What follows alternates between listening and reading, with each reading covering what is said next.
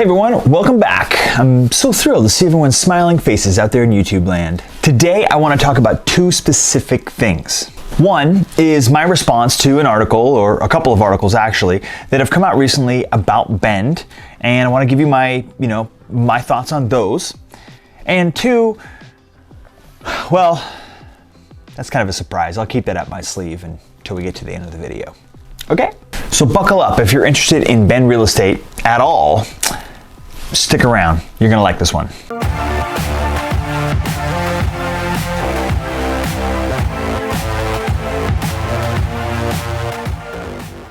Okay, so if you follow us on any of our social media accounts, Facebook, Instagram, we try to continuously update our viewers on all of the accolades that Central Oregon collects.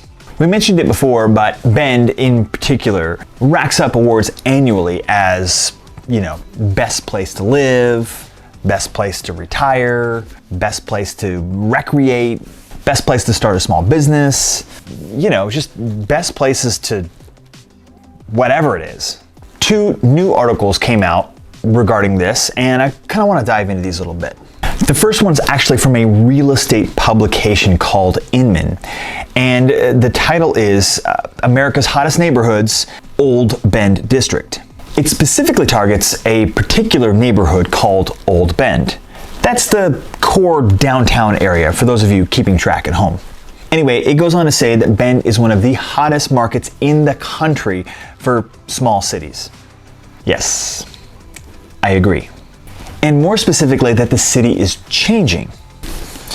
The sleepy town of Bend, once ideal for retirees and second home buyers looking for a quiet place to settle near the Oregon mountains, has become engulfed in one of the most extreme seller markets in the country. Yep. The transformation has been going on for years, but the pandemic turned up the heat to a degree previously unseen by locals. According to home market data and agents who spoke with Inman, young professionals from California, Texas, and nearby big cities have played a particularly big role, agents said, rolling their high incomes and equity from previous home sales into the Bend housing market. Okay, see? Bend is changing from second home / retirees to high income young professionals. See, this is interesting. And it's funny, when you live here and work here, you don't really see the things changing over time. You don't really notice it changing right in front of you. Like when you don't notice how, kids grow up, you just see them every day and you don't really notice it. However, if it's like a niece or a nephew you haven't seen in a few months, all of a sudden it's like, boom, you're like, whoa, kid, you grew up on me. Yeah. So having lived here for so long, and Shannon being a native completely, you don't really notice the demographics changing. But now that this article points this out, yes, definitely. We are not the sleepy little ski town that we once were. The area's gorgeous mountain peaks, public parks, river activities, hiking trails, and golf courses, all located in a mild climate of the Pacific Northwest, add up to an idyllic backdrop for homeowners of all demographics, I might say. So, in recent years, the city's core has developed into a bustling hub of shops, restaurants, brew pubs, and other attractions. Then it goes on to say how these demographic changes and influx of new buyers has really boosted sales prices to previously unseen heights. For sellers, it's been great. For buyers, it's been a challenge. 5 residential areas within Bend have seen home value growth exceeding $160,000 since the start of this year alone. The Old Bend neighborhood ranks 61st nationwide in total home value growth during that time among neighborhoods with a typical value near $1 million or more. This outpaced home value growth in more than 15,000 similar neighborhoods in Zillow's database. It also goes on to talk about how some other choice Bend neighborhoods have increased in value by over $250,000 in the past year. Now, why is this change happening in Bend? The answer to that, which is outlined in that article as well, is probably more pronounced in this next article I'm going to talk about from CNBC. It's titled, "From Bend, Oregon to Tampa, How These 10 Cities Became Remote Hotspots." The mass influx of home buyers from out of the area are flocking to Bend, seeking remote work opportunities. Pre-pandemic, something like 15% of professionals in Bend already work from home. Before the pandemic. Now, well, let's just say we've personally helped carry a bunch of buyers. Probably half of our closed deals this year have been with buyers who can work remotely from home. They're not also necessarily coming from out of the area. Some of them already work from home or already live here, but probably half of our deals were from people who worked remotely. According to this report from LinkedIn, 30.2% of all applications to paid US job postings on LinkedIn went to remote work opportunities. In August, more than 3 times the rate of remote jobs applications, 9.8.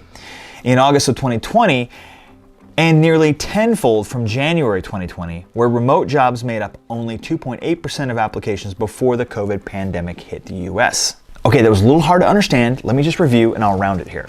That's 3% of people were applying to remote jobs pre-COVID. Then that increased to 10% just a few months into the pandemic, which was last August, 2020. Then 30% of people were applying to remote work just this past August, not a year ago, but like 2 months ago. Because seriously, COVID ain't going away, like ever. Certain cities are emerging as remote work hotspot faster than others. Bend, Oregon topped LinkedIn's list for the small US cities where remote work is the most popular. Of all the job applications that people from Bend are submitting on LinkedIn, 41.8% are for remote jobs.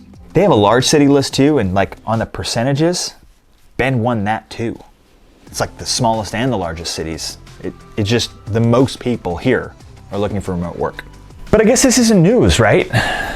We've been talking for months and months and months here on this channel about how Bend is such an amazing place to live, and I've been talking about it for nearly a decade as an agent. The key is really finding out how to afford it, and remote work is making this more possible than ever. Bend has had a long culture of being a place where people will work from home. It's become a magnet for remote employees, Andrew says, whoever's writing this article. Especially during the pandemic. If you're in a big crowded city, you need to mask up more often and follow stricter guidelines. But out in the countryside, there's less people to worry about and more outdoor activities to do, so you can enjoy a better work-life balance. Work-life balance. Yes! But there's a huge problem. As we've mentioned before, it's getting expensive here. No joke. The average sales price for a house in Bend under 1 acre as of October is $770,000, $623. Yeah. Whoa. I know. So this leads to the next huge thing that I want to talk about today. Hot off the press. This is awesome, although a little nerdy. The conventional loan limit just went up from $548,250 to $625,000. Ta-da! What does this really mean? Well, it means you can buy a bigger, more expensive house easier with less money down. Don't look so confused. Okay, you know what? I'll do another video next week, probably, on how this conventional loan limit affects stuff. For now, just know that there are 2 different kinds of loans. Conventional, which is most loans, like almost all the loans, and jumbo, which are for, really big, fancy, expensive homes. Jumbo loans are harder to qualify for and require more, money down and reserves and just higher requirements, which makes it a lot more difficult to buy a house in this price point.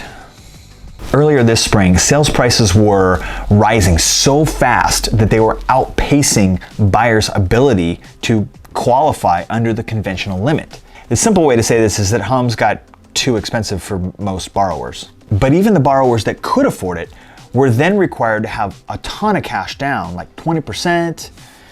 They were required to have more cash reserves, to have better credit scores, and it still really limited the number of people that could actually buy homes here in Central Oregon, or in, the more prominent neighborhoods of Bend. Because jumbos are generally tougher to qualify for. And normally jumbos are more rare, really. I mean, they're not the majority of loans, like a teeny fraction. Tink. But this year there were a ton of jumbos. So much so that the escrow time frame actually, was taking longer to close jumbo loans because the whole lending side, the whole system was really bogged up.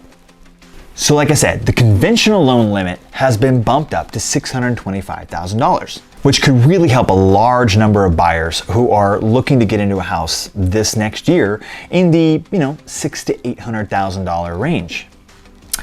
Okay, there you have it. Bend is cool and attracting a new, younger, remote working demographic to its cool, hip vibe.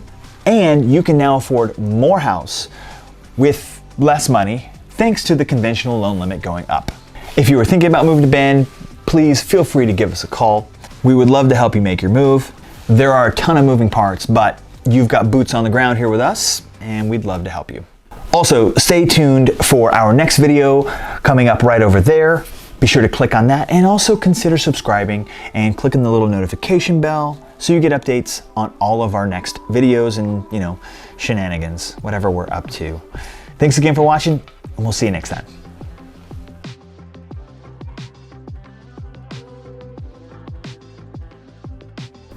Uh-oh, what's this? What is this?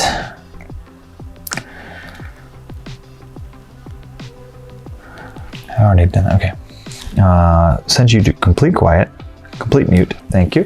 Boop, on the floor.